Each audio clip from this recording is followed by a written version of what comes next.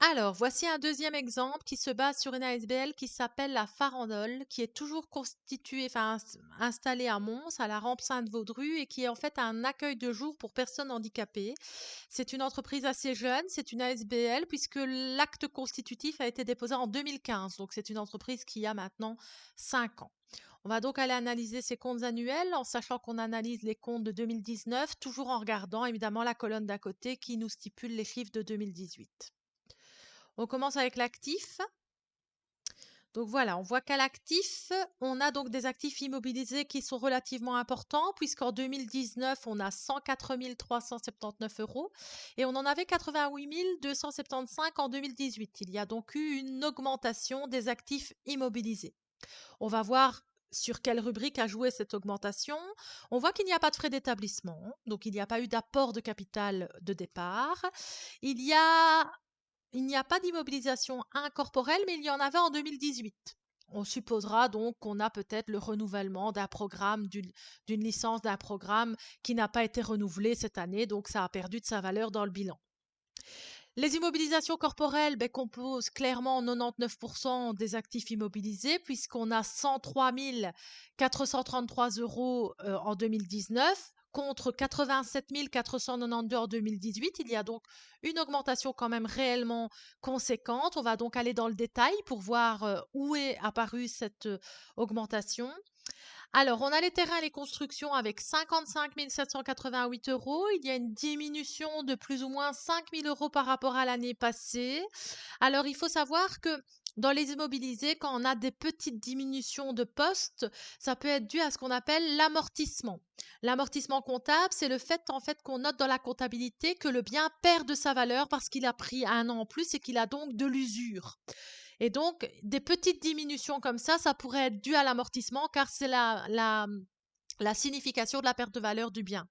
Sauf que ici, il faut savoir que les terrains et les constructions ne perdent jamais de valeur, ils ne sont pas amortis en comptabilité. Donc ici, il y a effectivement une diminution de 5 000 euros et donc on peut constater que là, on a peut-être vendu une petite parcelle de terrain ou quelque chose comme ça qui a fait diminuer la valeur ou alors il y a peut-être un bâtiment, un petit local qui a été détruit, etc. Mais en tout cas, là, il y a réellement une perte de valeur due à un acte ou à une volonté de l'ASBL de céder peut-être une partie de terrain. Ensuite, il y a les installations, machines et outillages, les 23. Et donc là, on voit qu'on a une petite diminution de plus ou moins 3 000 euros. Et là, je peux vous le dire, ça va être dû à la perte de valeur des biens d'une année à l'autre. Il n'y a pas eu de vente, il n'y a pas eu de destruction, etc. C'est vraiment des biens qui sont usés et qui perdent leur valeur. Quand on est plus ou moins dans les 10-15%, c'est de la perte de valeur. Donc là, c'est une diminution classique et normale. Il n'y a pas eu de gros investissements d'ailleurs. Par contre, en mobilier et matériel roulant, vous voyez, là, on a 23 928 euros et on voit que c'est clairement du matériel appartenant à l'association, à la fondation. Donc, c'est vraiment un bien qui a été affecté 100% à la SBL et on n'avait rien en 2018. Donc, c'est un réel investissement et l'impact de l'augmentation des actifs immobilisés, elle vient justement par ce mobilier matériel roulant. Là, on pourrait supposer qu'à 23 928 euros, on ait acheté un véhicule pour la SBL. Là, le montant est relativement adéquat à un véhicule pour la SBL. Donc, on va supposer que la SBL s'est munie d'un véhicule pour véhiculer ses usagers. Ça, c'est pour les actifs immobilisés. Ensuite, on n'a plus rien et on passe aux actifs circulants. Alors, les actifs circulants, ah oui, excusez-moi, je reviens quand même sur les actifs immobilisés parce que je vois que en 28 immobilisations financières, l'entreprise a 946 euros de valeur qu'elle n'avait pas du tout en 2018. Ça veut dire que l'entreprise a acheté des actions dans une autre entreprise. Elle a donc maintenant des actions dans une autre entreprise qu'elle n'avait pas en 2018. Donc, si on résume ce qu'il y a lieu de dire en analyse pour les actifs immobilisés, nous dirons donc que l'ASBL a quand même des valeurs d'actifs immobilisés importantes puisqu'elle a 104 379 euros qui ont augmenté depuis 2018 qu'on voit qu'il y a une légère diminution dans les terrains et constructions, qu'on peut supposer qu'elle ait cédé une petite parcelle de terrain, mais qu'elle a surtout fait l'acquisition d'un matériel roulant pour la SBL et qu'elle a également investi un petit peu dans une autre entreprise puisqu'elle a des actions dans une autre entreprise. Voilà la conclusion de cette première partie de l'actif du bilan pour les actifs immobilisés qu'il faudrait ressortir de cette analyse. On va passer à la deuxième partie de l'actif, les actifs circulants. Alors, qu'est-ce qu'on voit dans les actifs circulants? On voit donc qu'il y a une nette augmentation. Le total des actifs circulants est à 312 322 en 2019. Par contre, il est à 247 151 € en 2018. Il y a quand même une augmentation de presque 60 000 €. C'est quand même énorme, surtout pour une ASBL. On va aller voir pourquoi. Alors, on voit qu'elle n'a pas de stock. C'est un peu logique par rapport à ce que fait la SBL. Par contre, on voit que les créances à 1 an au plus, donc on voit que là, il y a quand même un montant relativement important. Et donc, on voit que les créances commerciales, comme je vous ai dit, ça c'est les clients. Les clients ont augmenté d'à peu près 8 000 €. Donc, elle facture cette ASBL. C'est ce qu'il faut se dire. Dès qu'il y a un poste client qui apparaît, c'est qu'il y a des factures clients. Donc, on peut supposer qu'elle rend des services à certaines personnes. Maintenant, je ne sais pas clairement lesquelles. Il faudra aller voir sur le site s'ils n'exposent pas leur activité précisément. À savoir que bien souvent, ce genre d'ASBL peut proposer de faire des emballages de cadeaux de fin d'année pour des entreprises, etc. Ça dépend un petit peu de leur motivation de base.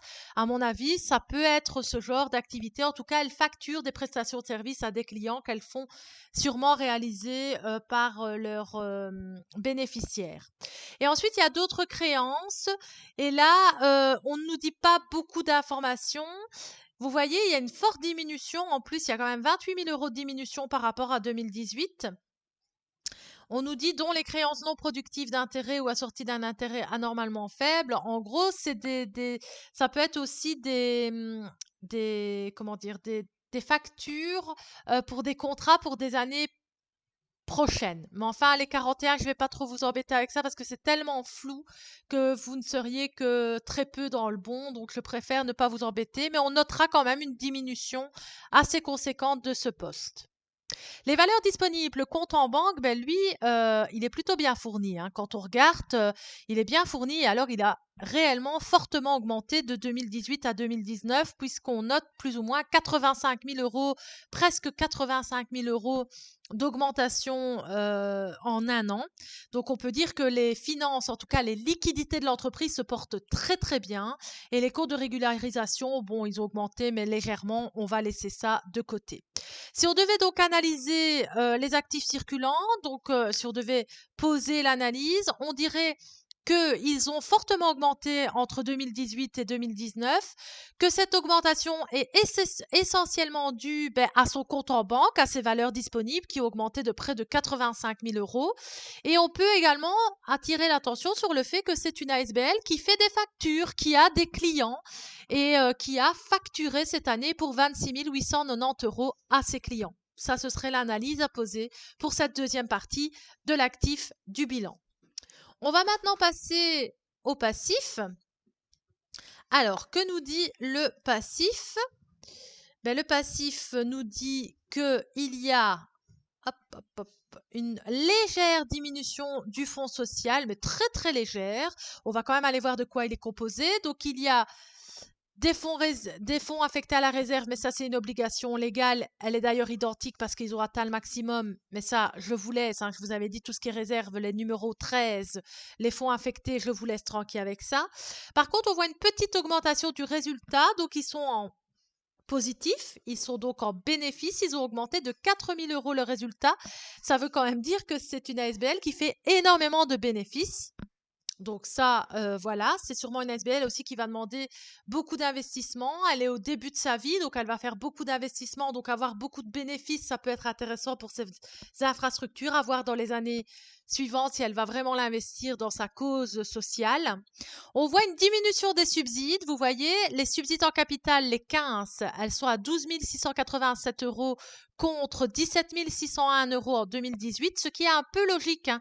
Les subsides ne peuvent pas être constamment élevés si on a un gros bénéfice. C'est logique. Donc les bénéfices continuent, enfin commencent à descendre en suivant un petit peu l'augmentation du bénéfice, du résultat. Alors, donc on voit que on pourrait donc pour cette première partie du passif, pour le fonds social, dire tout simplement que l'entreprise est plus ou moins stable dans ses fonds en 2019 par rapport à 2018 et que ces fonds sont essentiellement représentés par le bénéfice de l'activité de l'entreprise. C'est assez conséquent d'ailleurs. C'est le genre d'entreprise qui devrait faire attention parce que si elle ne réinvestit pas tout de suite, elle pourrait être qualifiée de commerciale et non plus d'entreprise sociale. Alors, si on prend la deuxième partie du passif, les dettes, on voit que les dettes, elles sont à 167 379 € d'un point de vue général en 2019 et 85 352 € en 2018. Bref, elles ont pratiquement doublé en un an, donc ça c'est très très important de le signaler. Alors, pourquoi elles ont augmenté? D'abord, on voit qu'il y a dette à plus d'un an, les 17, on a contracté un emprunt à la banque de 12 193 € qui n'apparaissait pas en 2018. Donc, l'entreprise, la SBL, a généré un emprunt à la banque. Ensuite, on voit qu'il y a quand même une augmentation de 20 000 € des dettes à un an en plus. Donc, on voit forcément apparaître en 42 9 671 €. Ça, c'est les emprunts bancaires, c'est ce qu'on va rembourser dans l'année même, les emprunts qui sont sur plusieurs années. Mais c'est composé aussi des dettes fournisseurs qui ont augmenté de 2 000 € puisqu'on leur doit 5 460 € au lieu de 3 625 €. Ça a augmenté, mais bon, c'est pas ça qui constitue essentiellement les dettes.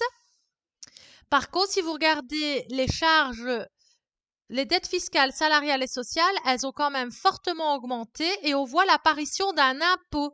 Donc ça veut dire effectivement que l'entreprise, au vu de son bénéfice, elle est passée dans une tranche où elle est imposable et donc maintenant elle paye presque 12 000 € d'impôts. On les retrouve ici avec les 11 999 € d'impôts. C'est logique, elle réalise des bénéfices, elle va donc être imposée dessus. On voit également qu'il y a une augmentation de ses rémunérations et de ses charges sociales, puisqu'il y a plus ou moins 20 000 € d'augmentation. Ça veut dire qu'elle a certainement engagé du personnel en plus. Puisque ça augmente, on ne paye pas de l'ONSS et du précompte professionnel si on n'engage pas des gens. Donc, à mon avis, ici, il y a eu aussi une augmentation par rapport à ça. Alors, on voit aussi, vous voyez qu'en 2018, c'est intéressant, on voit qu'en fait, il y a 22 622 €. C'est ce qui a été redistribué apparemment à des remboursements de subsides. Donc en gros, on voit que en 2018, l'entreprise a dû rembourser des subsides. Vous voyez, obligations et coupons échus. On sait que la SBL ne peut pas rémunérer ses actionnaires. En plus, elle n'a pas eu de capital à apporter, donc c'est pas ça. Subsides à rembourser, et ça, on peut être sûr qu'elle a remboursé des subsides parce qu'elle a fait un trop gros résultat. Donc, autrement dit, vous voyez un peu l'impact sur les ASBL. Si elles font un trop gros résultat, elles doivent rembourser tout simplement des subsides parce qu'elles font trop de bénéfices par rapport aux subsides qu'on leur donne. Et alors, on voit des comptes de régularisation, mais ça, 50 000 €, même si le montant est important, c'est tout simplement, encore une fois, des charges ou des produits qui ont lieu sur des années prochaines, c'est-à-dire qu'on va encaisser, mais qui n'ont pas encore été encaissés. Je vous embête pas trop avec ça parce que c'est trop complexe pour ça. Voilà, donc ça, c'est un peu le résumé pour tout aussi ce passif. Maintenant, à vous de jouer avec les exemples que je vous donne aussi pour les prochains.